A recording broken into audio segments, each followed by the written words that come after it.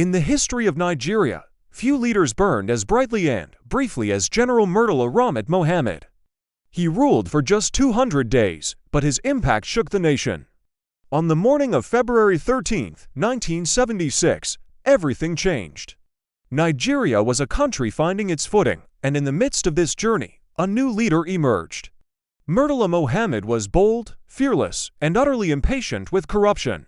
As the head of state, he promised discipline, justice, and a new Nigeria for everyone. He didn't just talk, he acted.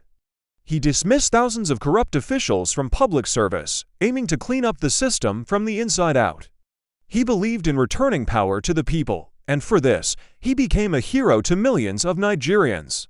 They saw in him a chance for a better future, a leader who truly cared. But to others, those who benefited from the old, corrupt ways, he was a dangerous enemy. His rapid reforms threatened their power and wealth. In just 6 months, Mohammed introduced a whirlwind of sweeping reforms that touched every corner of Nigerian society. He fought corruption with an aggressive, no-nonsense approach that left many in the elite stunned. He spoke directly and harshly, without fear of who he might offend, believing that the truth was the only way forward. Civil servants who were once untouchable found themselves dismissed. The military, once seen as a tool of the powerful, was redisciplined. All across the country, ordinary people cheered, feeling for the first time that someone was fighting for them. But such rapid and radical change often creates resistance. While the masses celebrated, the powerful whispered, and their whispers grew louder with each passing day. Behind closed doors, in darkened rooms, anger was growing. Some military officers felt humiliated by the public dismissals and the sudden shift in power. Others who had lost their lucrative positions and influence saw their futures disappearing. And there were those who genuinely believed the head of state was moving too fast, ignoring advice, and creating instability. A dangerous plan began to form in the shadows, a conspiracy fueled by resentment, fear, and a desire to reclaim lost power. The stage was being set for a tragedy. It was a Friday morning, the 13th of February, 1976, as the sun rose over Lagos. The city was just beginning its day. The clock ticked past 8 a.m. General Murtala Mohammed was on his way to his office at Doden Barracks. As was his custom, he traveled without heavy security, moving through the city's traffic in a simple, unarmored Mercedes-Benz. He held a deep conviction that a leader should not fear their own people. This accessibility, which made him so beloved by the public, would ultimately prove to be his fatal vulnerability. He was a man of the people, and he wanted to be among them, not hidden behind walls of security. At a junction in Ikoyi, near the Federal Secretariat, his convoy slowed down in the usual Lagos traffic. Suddenly, a group of armed soldiers emerged, blocking the road. They were led by Lieutenant Colonel Buka Suka Dimka, one of the officers disgruntled by Mohammed's reforms. In an instant, the calm morning erupted into chaos. Gunshots rang out, shattering the peace.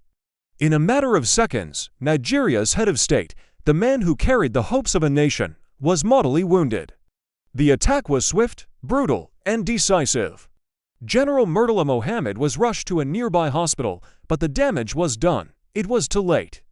At just 37 years old, the dynamic and reformist leader of Nigeria was dead. The news sent a shockwave through the nation.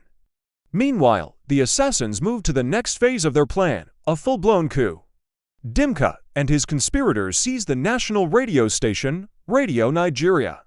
He went on air, announcing the overthrow of the government and imposing a dawn-to-dusk curfew. His voice, broadcast across the country, declared a new military regime. But the plot quickly unraveled. The broader military did not support him. Key senior officers remained loyal to the government and refused to join the coup. Within hours, troops loyal to the state mobilized. They fought back, storming the radio station and regaining control. Dimka, realizing his plan had failed, fled and went into hiding.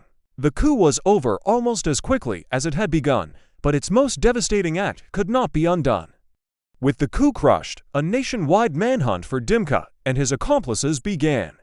He was eventually captured in the eastern part of the country. The conspirators were put on trial before a military tribunal. They were found guilty of treason and the murder of the head of state. The punishment was severe: execution by a firing squad. Justice was swift, but it could not bring back the leader the nation had lost. As the plotters faced their fate, Nigeria stood still.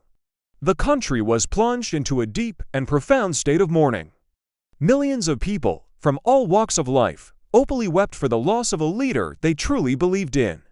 For perhaps the first time in its history, the nation felt truly united, but it was a unity forged in grief. Flags were flown at half-mast, and a somber funeral procession marked the final journey of the fallen general.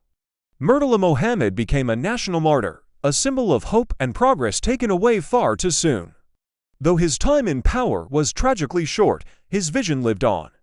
The Supreme Military Council, led by his second-in-command, General Olusegun Obasanjo, vowed to continue the path Mohammed had set. One of his most ambitious plans, the relocation of Nigeria's capital from the crowded city of Lagos to a more central, purpose-built city, was carried to completion.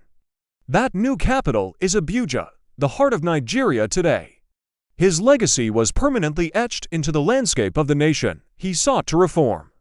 Nigeria's busiest international airport in Lagos was renamed in his honor. Major roads, public institutions, and even the 20 naira banknote bear his image, a constant reminder of his service. Though his life was cut short, his legacy became permanent, a testament to the monumental impact he made in such a brief period. Murtala Mohammed ruled Nigeria for only 200 days, but in that short time, he redefined leadership. His courage, his unwavering commitment to discipline, and his ultimate sacrifice left an indelible mark that time cannot erase. He proved that the length of a leader's rule is less important than the depth of their impact. His story reminds us that heroes may fall, but their ideals can live forever. Thank you for watching. Don't forget to like, share, and subscribe for more stories from history.